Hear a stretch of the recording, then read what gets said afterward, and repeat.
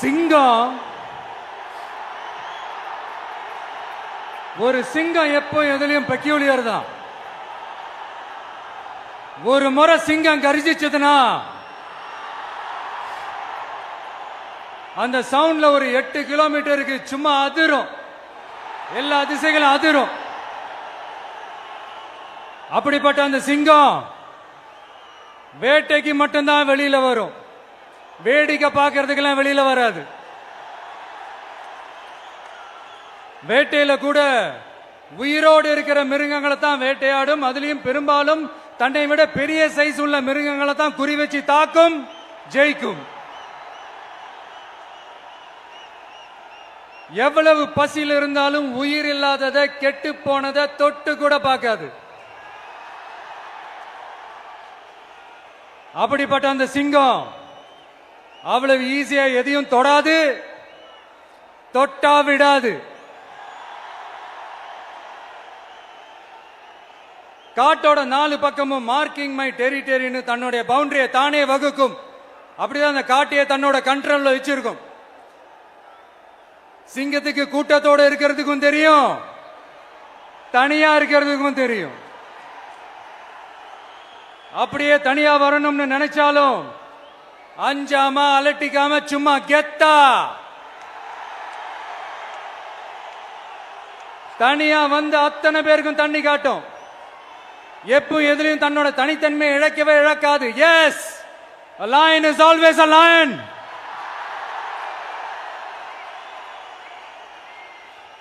There are so many jackals and other animals in the forest, but there will be only one lion.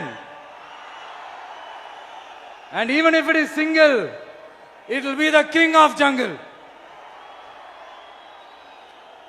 It is not only a description but also a clear declaration. சிங்கத்தை பத்தி பேசிட்டு நம்ம சிங்க குட்டிகளையும் சிங்க பெண்களையும் பத்தி நம்ம பேசாம இருக்க முடியுமா? அவங்களை எப்படி நான் மறப்பேன்? அவங்க தான் என்னுடைய உயிராச்சு, என் நெஞ்சில் குடியிருக்கும்.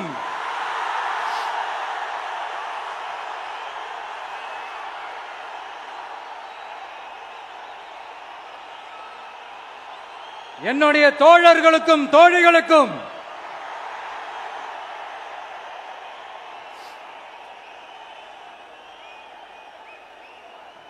நேர்ல வர முடியாத சூழல்ல வீட்டில இருந்துகிட்டே நம்மளோட இந்த மாநாட்டில் நேரலை வாயிலாக கலந்துகிட்டு இருக்கிற என்னுடைய அம்மாக்கள், அக்கா தங்கைகள், அண்ணன் தம்பிகள், நண்பர்கள் அனைவருக்கும் என்னோட உயிர் வணக்கம்.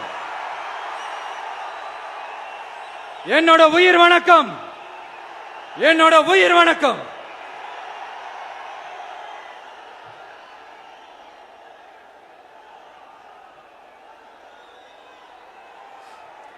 வீரம் விளையும் மாமதுரை மண்ணை வணங்குகிறேன். இந்த மதுரைனாலே உடனே ஞாபகத்துக்கு வரது சீறி பாஞ்சி துள்ளி குதிக்கிற யாருக்கும் அடங்காத காளைகள் விளையாடுற அலங்காநல்லூர் ஜல்லிக்கட்டு தான். நம்ம வைகை ஆறுதான் அழகர் ஆத்துல இறங்குற வைபவம். மதுரை மீனாட்சி அம்மன் இந்த மண்ணோட உண்மையான குணம், உணர்வு பூர்வமான மண் இது. அது மட்டும் இல்ல, இந்த மண்ணில் வாழ்ற மக்களும் அப்படித்தான் உணர்வு பூர்வமான ஆளுங்க. நான் இந்த மண்ணில் கால் எடுத்து வச்ச உடனே ஒரே ஒருத்தரை பத்தி தான் மனசுக்குள்ள ஓடிக்கிட்டே இருந்தது. அவர் யாருன்னு உங்களுக்கும் தெரிஞ்சிருக்கும். சினிமானாலும் சரி, அரசியல்னாலும் சரி, நமக்கு ரொம்ப ரொம்ப பிடிச்சது புரட்சி தலைவர் எம்ஜிஆர் அவர்கள் தான். அவரோட பழகிறதுக்கு எனக்கு வாய்ப்பு கிடைக்கல. ஆனா அவரை மாதிரியே குணம் கொண்ட என்னுடைய அண்ணன் புரட்சி கலைஞர் கேப்டன் விஜயகாந்த் அவர்களோட பழகிறதுக்கு எனக்கு நிறையவே வாய்ப்பு கிடைச்சது. அவரும் இந்த மதுரை மண்ணை சேர்ந்தவர் தானே, அவரை மறக்க முடியுமா? தமிழ்நாட்டு மக்கள் உணர்வுபூர்வமா உண்மையா நம்ம பக்கத்திலே நிக்கிறவங்க, அதுக்கு ஒரு மிகப்பெரிய அடையாளம் தான் இந்த மதுரை மண். நம்ம தமிழக வெற்றி கழகம் கையில் எடுத்திருக்கிற அரசியலும் அப்படித்தான். உண்மையான அரசியல், உணர்வு பூர்வமான அரசியல், நல்ல அரசியல், நல்லவங்களுக்கான அரசியல், நாட்டு மக்களுக்கான அரசியல், நல்லது மட்டுமே செய்கிற அரசியல்.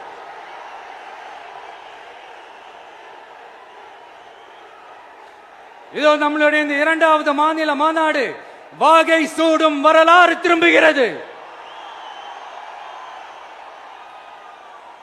அப்படி இந்த மாநாட்டுக்கு பேர் வச்சிருக்கிறோம்.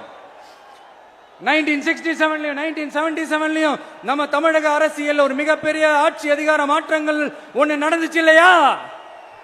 அதே மாதிரிதான் அடுத்த வருஷம் 2026ல அப்படி ஒரு வரலாறு திரும்ப போகுதுன்னு உறுதியா சொல்றதுக்கான மாநாடு தான் நம்மளோட இந்த இரண்டாவது மாநில மாநாடு. விக்கிரவாண்டி விசாலையில நம்மளுடைய ஃபர்ஸ்ட் மாநாடு நடத்தணும், வெற்றி கொள்கை திருவிழா. அதுக்கப்புறமே நீங்க பார்த்திருப்பீங்க, தமிழக அரசியல் அந்த தட்ப வெப்பத்தையே மாத்தினுச்சு. நமக்கு எதிராக எத்தனை குரல்கள். ஆனா உங்களுக்கு தான் நம்மளை பத்தி நல்லா தெரியுமே, எந்த குரலையும் காதலையே போட்டுக்காம மக்களோட குரலை மட்டுமே கேட்டுக்கிட்டு நமக்கு எதிராக வர அத்தனை கூக்குரல்களையும் சின்னதா ஒரு சிரிப்போடவே கடந்து வந்திருக்கிறோம். அது இல்லாம நம்ம மாநாட்டில் ஒலிக்கிற இந்த குரல் இந்த ஒற்றை தமிழ் மகனோட குரல் மட்டுமல்ல, ஒட்டுமொத்த தமிழ்நாட்டு மக்களுடைய குரல். தமிழ்நாட்டில் இருக்கிற ஒவ்வொரு வீட்டில இருந்தும் ஒலிக்கிற குரல், ஒட்டுமொத்த உலகெங்கும் வாழும் ஒவ்வொரு தமிழ் வீட்டிலிருந்தும் எழும் குரல்.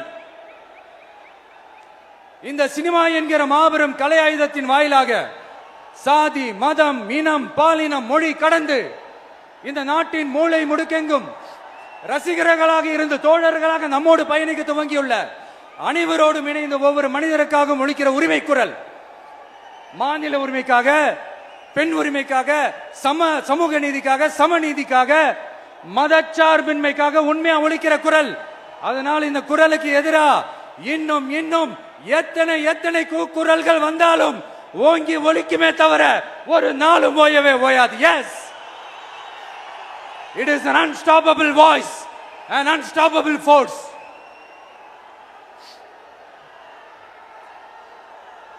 நம்ம அரசியலுக்கு வர்றதுக்கு முன்னாடி அட இவரெல்லாம் வர மாட்டாரியா, அவரே வரல, இவரே வரல, இவருங்க வர போறாரு அப்படின்ட்டு நிறைய பேர் ஜோசியம் சொன்னாங்க. அப்புறம் நம்ம கட்சியினுடைய பேர் அறிவிச்சதுக்கு அப்புறம் பேரு தானே அறிவிச்சிருக்கிறாரு, மக்கள் கிட்ட பேர் வாங்கணும்ல, அதெல்லாம் முடியாதுன்னாங்க. அப்புறம் ரொம்ப முக்கியமா மாநாடுலாம் எவ்வளவு பெரிய விஷயம், அதெல்லாம் இவர் ஒத்தால எப்படி பண்ண முடியும், சும்மா பக்கத்துல புஷியானதை வச்சுக்கிட்டு மாநாடுல எப்படி நடத்தி காட்ட முடியும், அதெல்லாம் அவங்களால முடியாது. அப்புறம் மழை பெஞ்சு எல்லாத்தையும் எடுத்துரும். ஏன் என் கூட இருக்கிறவங்களே கூட தான் சொன்னாங்க. அதுக்கப்புறம் என்ன நடந்துச்சுன்னு உங்க எல்லாருக்குமே தெரியும். இப்ப புதுசா ஒண்ணு சொல்ல ஆரம்பிச்சிருக்கிறாங்க. அது என்னடானா, ஆட்சியை பிடிக்கிறதெல்லாம் அவ்வளவு ஈஸி இல்லை இல்லையா. இப்ப அதெல்லாம் விட்டாங்க, இப்ப இங்க வந்துட்டாங்க. இவர் நேரா ஷூட்டிங்ல இருந்து வருவாராம், வந்து ஆட்சியை பிடிப்பாராம். அது எப்படி இவராலே முடியும், அவராலேயே முடியல, இவராலேயே முடியல, அவருக்கு அத்தனை வருஷம் ஆச்சு, இவராலே எப்படி முடியும் ஒரு பக்கம். இன்னொரு பக்கம் கூட்டம்லாம் ஓகே தான், அது எப்படி ஓட்டா மாறும் அப்படின்றது இன்னொரு பக்கம்.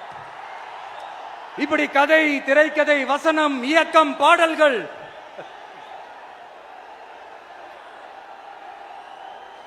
அதனால இந்த அரசியல் ஆய்வாளர்களுக்கு நான் சொல்றதெல்லாம் ஒன்னேதான், நல்லா கேட்டுக்கங்க. இந்த விஜய் ஏதோ இந்த பல லட்சம் பேர் கூடுற கூட்டத்தில் மட்டுமே இருக்கிறாரு அப்படின்னு மட்டும் தப்பு கணக்கு போட்டாதீங்க.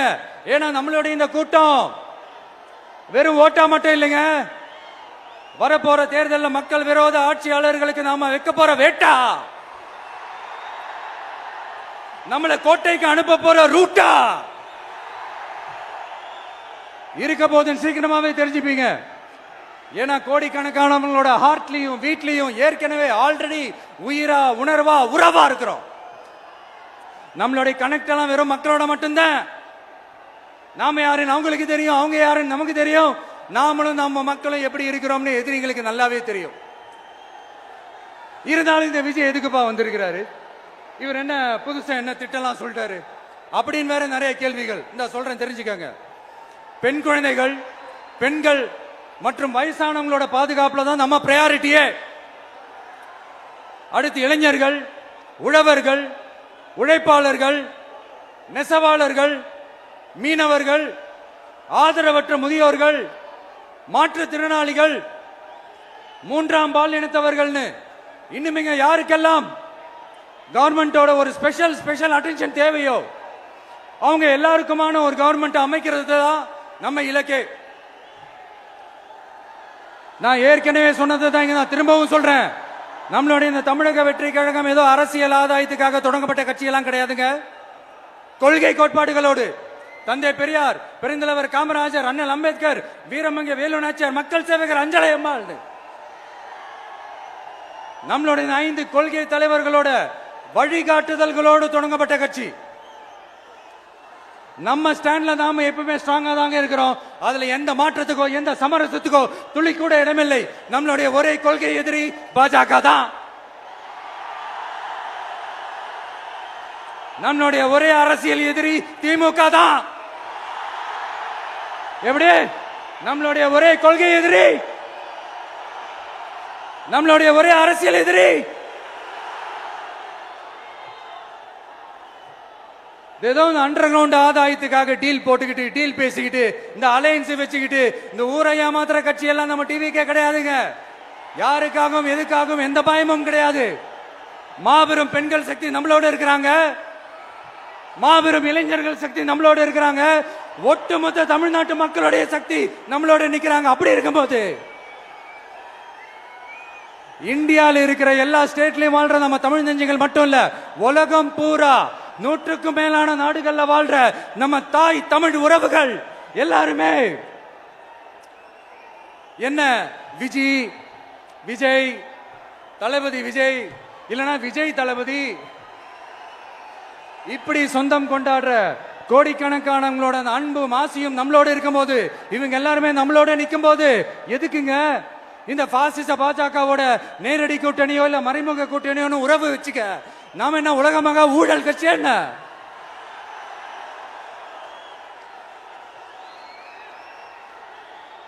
நம்மளை பத்தி சின்னதா ஒரு உண்மை ஒண்ணு சொல்லலாமா? என்னடா இவர் வாயால இப்படி சொல்றாருன்ட்டு யாரும் தவறா நினைச்சுக்க வேணாம். ஏன்னா இது ஒரு விதத்துல ஒரு ஃபேக்டும் கூட. அதனாலதான் நான் சொல்லணும்னு ஆசைப்படுறேன். நம்ம யார் தெரியும்ல? நாம எல்லாருமே சொல்றேன். நாம யார் தெரியும்ல? இந்தியாவின் மாபெரும் மக்கள் சக்தி கொண்ட ஒரு மகத்தான வெகுஜன மக்கள் படை.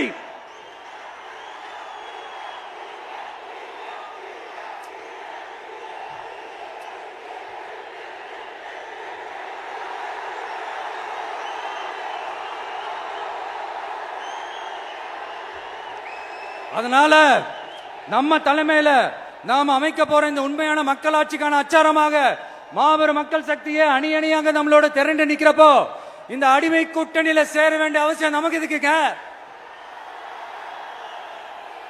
நம்மளுடைய இந்த கூட்டணி சுயமிழந்த கூட்டணியெல்லாம் இருக்காது, சுய மரியாதை கூட்டணியா தான் இருக்கும். இந்த ஒரு பக்கம் RSS கிட்ட அடிபணிஞ்சுக்கிட்டு, இன்னொரு பக்கம் மதச்சார்பற்ற கூட்டணின்னு இந்த மக்களை ஏமாத்துற கூட்டணியெல்லாம் நம்ம கூட்டணி இருக்காது.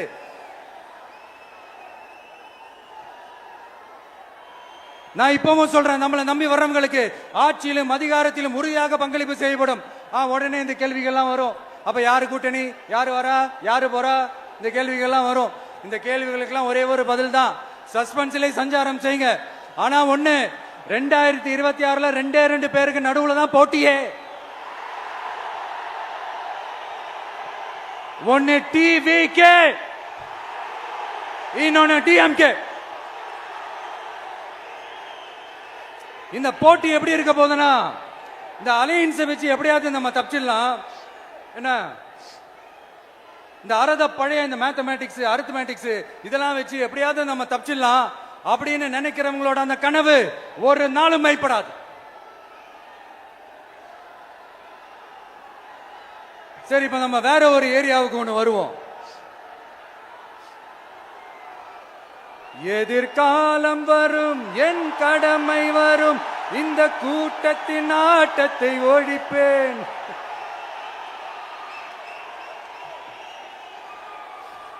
மக்கள் அரசியல் என்ற அந்த சவுக்க கையில் எடுக்கலாமா? யாருக்கு எதிரான தானே கேட்கிறீங்க? வேற யாரு? மறைமுக உறவுக்காரர்களான பாசிச பாஜகவும் பாய்சன் திமுகவும் தான். மாண்புமிகு பிரதமர் நரேந்திர மோடிஜி அவர்களே, 3வது முறையா ஒன்றியத்தோட ஆட்சி அதிகாரத்தை நீங்க தானே கையில் வச்சிருக்கிறீங்க. இல்ல நாங்க தெரியாம தான் கேட்கிறோம். நீங்க ஆட்சிக்கு வந்தது ஒட்டுமொத்த மக்களுக்கும் நல்லது செய்யவா, இல்ல நம்மளுடைய இந்த இஸ்லாமிய நண்பர்களுக்கும் இஸ்லாமிய தோழர்களுக்கும் எதிராக சதி செய்யவா? மக்களுக்கு உங்ககிட்ட கேட்கறதுக்குன்னு ஏராளமான கேள்விகள் இருக்குது. அதனால அவங்க சார்பா அவங்கள ஒருத்தனா அவங்களோட ஒரு உண்மையான ஒரு பிரதிநிதியா உங்ககிட்ட சில கேள்விகள் கேட்கணும். மிஸ்டர் பிரைம் மினிஸ்டர் அவர்களே, நம்ம தமிழ்நாட்டு மீனவர்கள் கிட்டத்தட்ட ஒரு 800 பேருக்கு மேல இலங்கை கடற்படையால தாக்கி அழிக்கப்பட்டிருக்கிறாங்க. அதை கண்டிக்கிறதுக்காக உங்களை பெருசா எதுவும் செய்ய சொல்லல, சின்னதா ஒண்ணு மட்டும் செஞ்சு கொடுங்க. இனிமேலாச்சும் எங்களுடைய மீனவர்கள் பாதுகாப்பா இருக்கிறதுக்காக இந்த கச்சத்தீவை இலங்கை கிட்ட இருந்து மீட்டு கொடுத்துருங்க, அது போதும். உங்களுடைய இந்த முரட்டு பிடிவாதத்தால நீங்க நடத்துற இந்த நீட்டு தேர்வு, அதனால இங்க என்னென்ன நடக்குதுன்னு சொல்றதுக்கே மனசு வலிக்குது. அதனால அந்த நீட்டு தேர்வு தேவையில்லைன்னு அறிவிச்சிருங்க, அது போதும். செய்வீர்களா திரு நரேந்திரபாய் தாமோதர் மோடிஜி அவர்களே? எங்களுக்கு என்னென்ன தேவையோ என்னென்ன நல்லதோ அதெல்லாம் செய்ய மாட்டேங்கிறீங்க. ஆனா ஆட்சி அதிகாரத்தை மட்டும் கையில வச்சுக்கிட்டு மக்களை ஏமாத்த நேரடியாக ஒரு பாசிச பாஜக அடிமை கூட்டணி ஒண்ணு. அடுத்து உங்களோட இந்த மைனாரிட்டி ஆட்சியை ஓட்டுறதுக்காக மறைமுகமாக RSS அடிமை குடும்பம்னு இன்னொரு கூட்டணி. இப்படி மக்கள் சக்தியே இல்லாத இந்த ஊழல் கட்சிகளை மிரட்டி அடிபணிய வச்சு 2029 வரைக்கும் சொகுசு பயணம் போயிடலாம்னு திட்டம் தீட்டி வச்சிருக்கிறீங்க. அதானே ஜி? என்ன ஜி? ஒண்ணு மட்டும் சொல்றேன், தெரிஞ்சுக்கங்க. என்னதான் நீங்க இந்த நேரடி மறைமுக கூட்டணி குட்டிகரணம் போட்டாலும் தாமரை இலையில தண்ணியே ஒட்டாது. தமிழக மக்கள் மட்டும் எப்படி ஒட்டுவாங்க?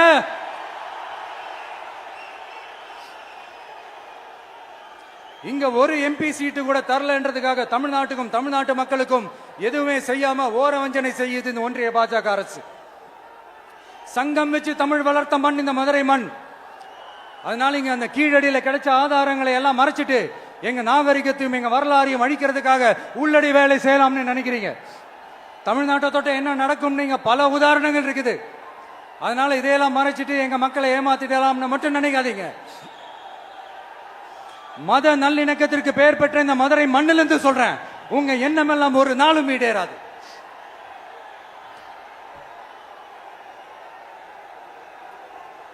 எம்ஜிஆர்னா யார் தெரியும்ல? அவரு மாஸ்னா என்னன்னு தெரியும்ல? அவர் உயிரோடு இருக்கிற வரைக்கும் அந்த CM சீட்டை பத்தி ஒருத்தராலையும் நினைச்சு கூட பார்க்க முடியல, கனவு கூட காண முடியல. எப்படியாவது அந்த CM சீட்டை என்கிட்ட கொடுத்துருங்க, என் நண்பர் எம்ஜிஆர் திரும்ப வந்ததுக்கு அப்புறம் நான் திருப்பி கொடுத்துறேன்னு தன்னோட எதிரியை கூட மக்கள் கிட்ட கெஞ்ச வச்சவர் எம்ஜிஆர். எப்படி கெஞ்ச வச்சவர்? அதனால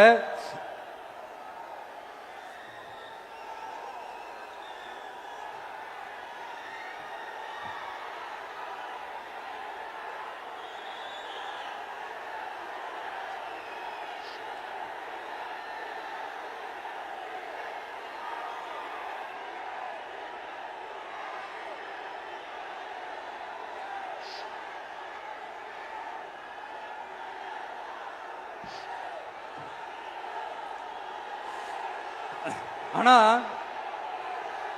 இப்போ அவர் ஆரம்பிச்ச அந்த கட்சியை, எம்ஜிஆர் அவர்கள் ஆரம்பிச்ச அந்த கட்சியை கட்டி காக்கிறது யாரு?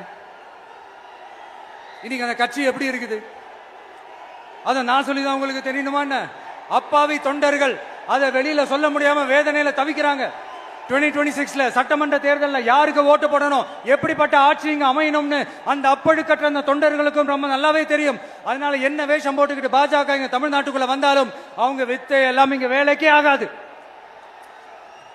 இப்படி பொருந்தா கூட்டணியா இந்த பாஜக கூட்டணி இருக்கிறதுனால இப்ப ஆட்சியில இருக்கிற இந்த வெற்றி விளம்பர மாடல் திமுக என்ன செய்யுதுன்னு தெரியும்ல? பாஜகவோட உள்ளுக்குள்ள ஒரு உறவை ஒண்ணு வச்சுக்கிட்டு வெளியில எதிர்க்கிற மாதிரி ஒரு டிராமா ஒண்ணு பண்ணிக்கிட்டு எதிர்கட்சியா இருந்தா போங்க மோடின்னு பலூன் விடுறது, ஆளுங்கட்சியா இருந்தா வாங்க முடியும்னு கொடை பிடிச்சுக்கிட்டு கும்பிடு போடுறது. இது மட்டுமா? ஒரு ரைடுன்னு ஒன்று வந்துட்டா போதும், இது வரைக்கும் போகவே போகாத ஒரு மீட்டிங், அதை காரணம் காட்டி டெல்லிக்கு போறது, அங்க ஒரு சீக்கிரட் மீட்டிங் நடத்துறது. நல்லா நோட் பண்ணணும் மக்களே, அந்த மீட்டிங் அப்புறம் இந்த இஷ்யூ அப்படியே காணாம போயிருக்குமே. அதேதான் Stalin uncle, what uncle is very wrong uncle.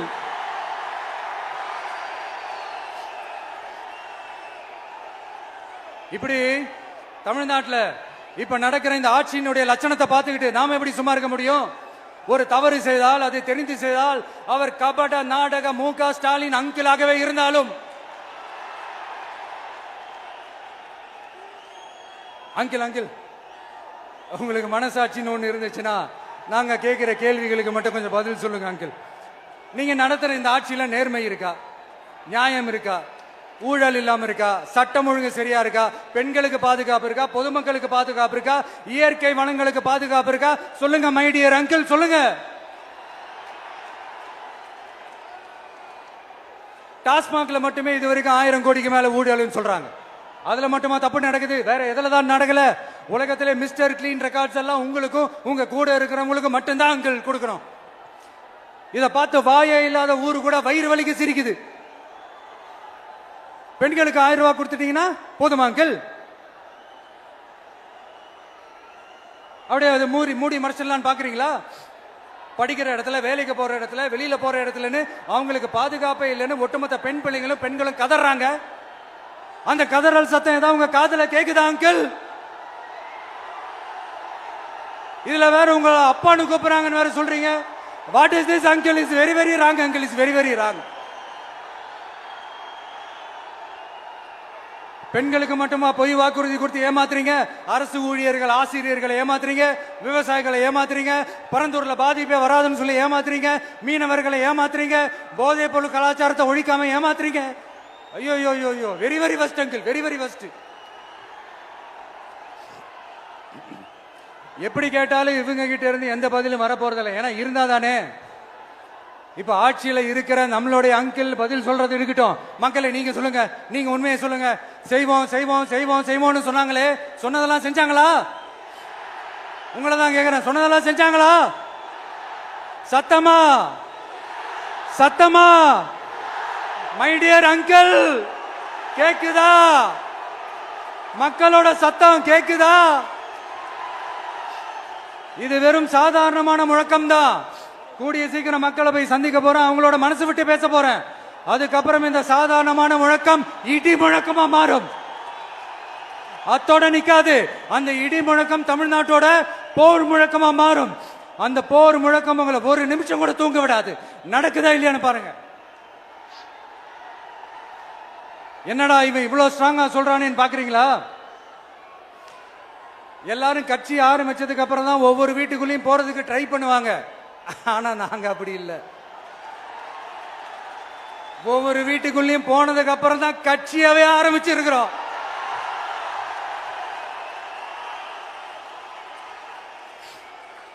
அதனால ஒட்டுமொத்தமா எல்லாருமா சேர்ந்து இந்த திமுக ஆட்சிய, கபட நாடக திமுக ஆட்சிய 2026 தேர்தலில் வீட்டுக்கு அனுப்புறோம். வீட்டுக்கு அனுப்புறோம். என்ன நண்பா, சரிதானே? என்ன நண்பி, செய்வீர்கள் தானே?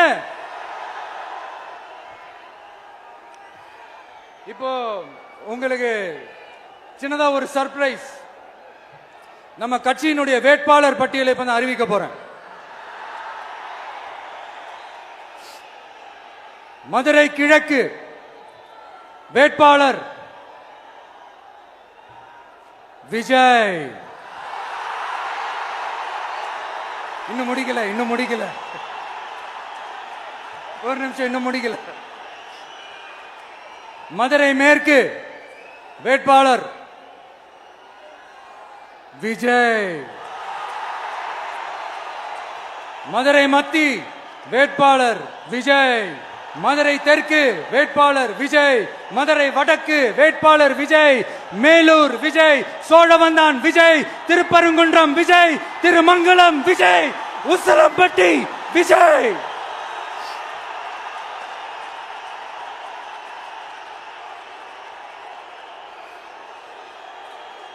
என்னடா எல்லா தொகுதியிலையும் ஒரே வேட்பாளர்னு பாக்குறீங்களா?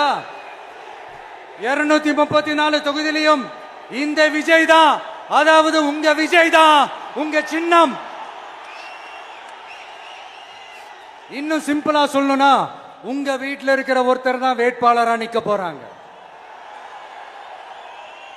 அந்த வேட்பாளரும் நானும் வேறு வேறு இல்லை. நீங்க அவருக்கு ஓட்டு போட்டீங்கன்னா எனக்கு ஓட்டு போட்ட மாதிரி, இந்த முகத்துக்காக நீங்க ஓட்டு போட்டீங்கன்னா உங்க வீட்டில் இருக்கிற உங்களுடைய வேட்பாளர் ஜெயிச்ச மாதிரி. என்னடா இவர் ஏதோ ஓவரா சொல்றாருன்னு நினைக்க வேணாம். பிராக்டிக்கலா அப்படிதான் இருக்கும், அப்படிதான் இருக்கணும். நீங்களும் அப்படிதான் நினைப்பீங்கன்னு நான் நம்புறேன். ஏன்னா இது நம்மளை விட நம்ம எதிரிங்களுக்கு இன்னும் நல்லாவே தெரியும். அதனால எல்லா இந்த அதிகார பலம் எல்லாத்தையும் தூக்கிட்டு வந்துருவாங்க. வரட்டும், பாத்துக்கலாம். TVK will take it, TVK will meet it, TVK will compete with it and TVK will conquer it, TVK will conquer it.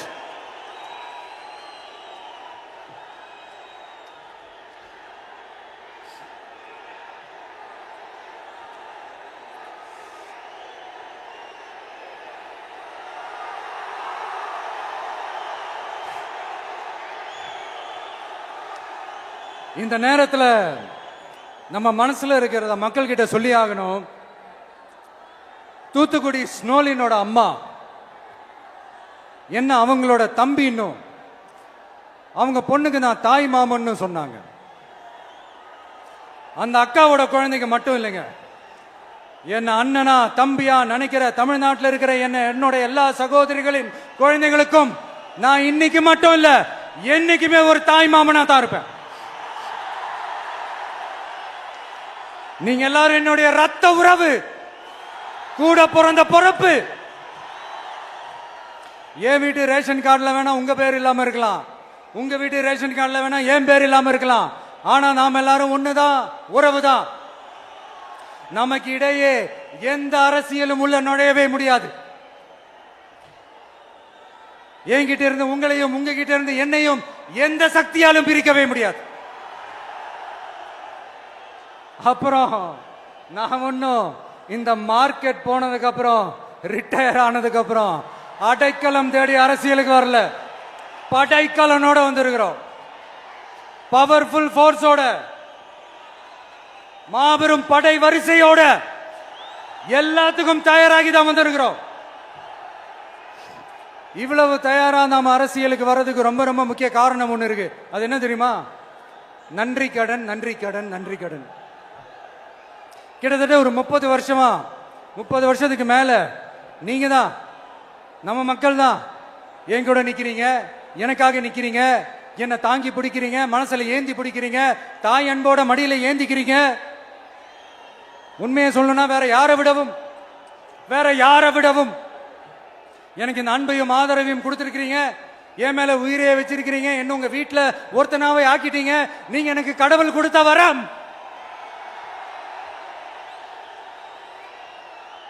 உலகம் பூரா நமக்காக நம்ம கூட நிக்கிற நம்ம மக்களை நான் எப்படி மறப்பேன்? நான் என் லைஃப்ல ரொம்ப உயிரா நினைக்கிறது பெண்களை, குழந்தைங்களை, இளைஞர்களை, உழைக்கிற மக்களை தான். இவங்க தான் நம்மளோட வகைரா. இத பார்த்து தான் நம்மளோட எதிரிகளுக்கு பத்தி எரியுது. அதுக்காக நாம் என்ன செய்ய முடியும்? அதனால நம்ம உறவுகளை, சொந்தத்தை, வகைராவை யாருக்காகவும் எதுக்காகவும் விட்டு கொடுக்க முடியாது இல்லையா? Here at this moment among this August gathering, I want to open my heart and say I enjoy people, I respect people, I worship people.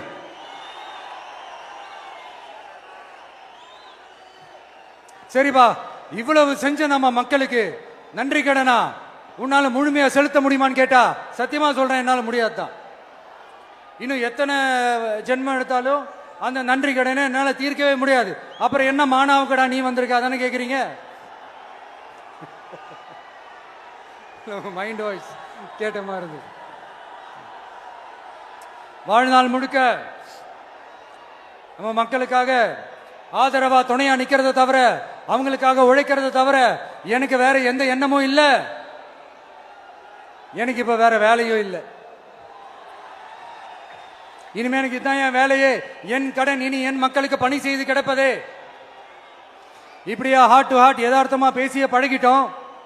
இதுக்கு மேலேயும் எனக்கும் மக்களுக்கும் இடையே இருக்கிற அந்த உறவை பத்தி நான் பேச ஆரம்பிச்சேன்னா ஒரு மாதிரி எமோஷனல் ஆயிடுவேன். அப்புறம் அதை கண்ட்ரோல் பண்றது ரொம்ப கஷ்டம். அதனால என்ன மனசார நேசிக்கிற நம்ம மக்களுக்கு ஒன்னே ஒன்று சொல்றேன். இந்த விஜய் உங்க விஜய், உங்களுக்கான விஜய், உங்களுக்காக மட்டுமே இருக்கிற விஜய். உங்க கூட நிக்க, உங்களுக்காக நிக்க, உண்மையா நிக்க, உணர்வோட நிக்க, உறுதியா நிக்க, உங்க கூட பேச, உங்களுக்காக பேச, உண்மையா பேச, உணர்வோட பேச, உறுதியா பேச, உங்களுக்காக சேவை செய்ய உங்க விஜய் நான் வர.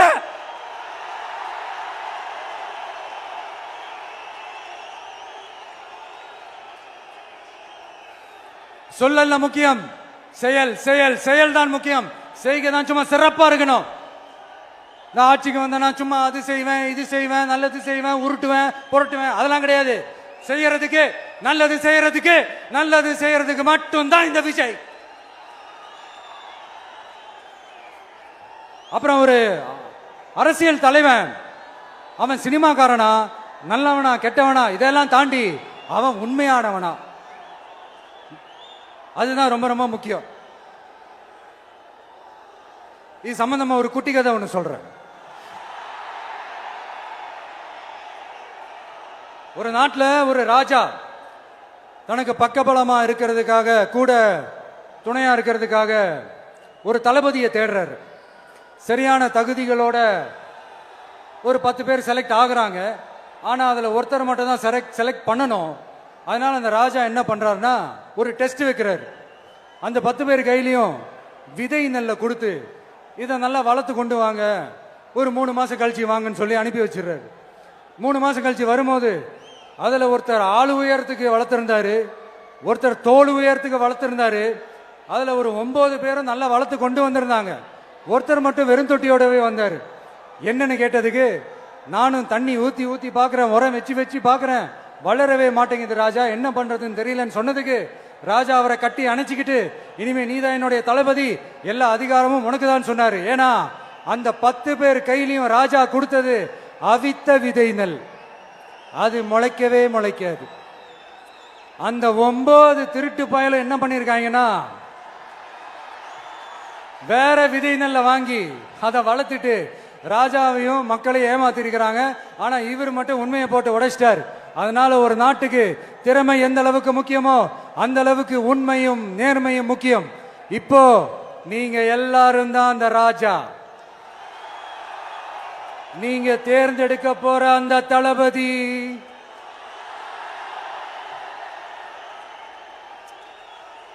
சும்மா சினிமாக்காரன் சினிமாக்காரன் சினிமாக்காரன். அம்பேத்கர் அவர்களை தோக்கடிச்சது சினிமாக்காரன் இல்ல, அரசியல்வாதி. காமராஜர் அவர்களை தோக்கடிச்சது, இங்க விருதுநகர் பகுதியில் தோக்கடிச்சது சினிமாக்காரன் இல்ல, இன்னொரு அரசியல்வாதி. இன்னைக்கும் நம்ம கூட வாழ்ந்துட்டு இருக்கிற நல்ல கண்ணு ஐயாவை தோக்கடிச்சது சினிமாக்காரன் இல்ல, அரசியல்வாதி. இப்படிப்பட்ட நல்ல நல்ல தலைவர்களை எதிர்த்து நின்று தோக்கடிக்கணும்னு அந்த எண்ணத்தை உருவாக்குனது சினிமாக்காரன் இல்ல, அரசியல்வாதி. அதனால எல்லா அரசியல்வாதியும் அறிவாளியும் கிடையாது, எல்லா சினிமாக்காரனும் முட்டாளும் கிடையாது. கான்பிடண்டா இருங்க, நல்லதே நடக்கும், வெற்றி நிச்சயம். மீண்டும் சந்திக்கும் வரை நன்றி, வணக்கம்.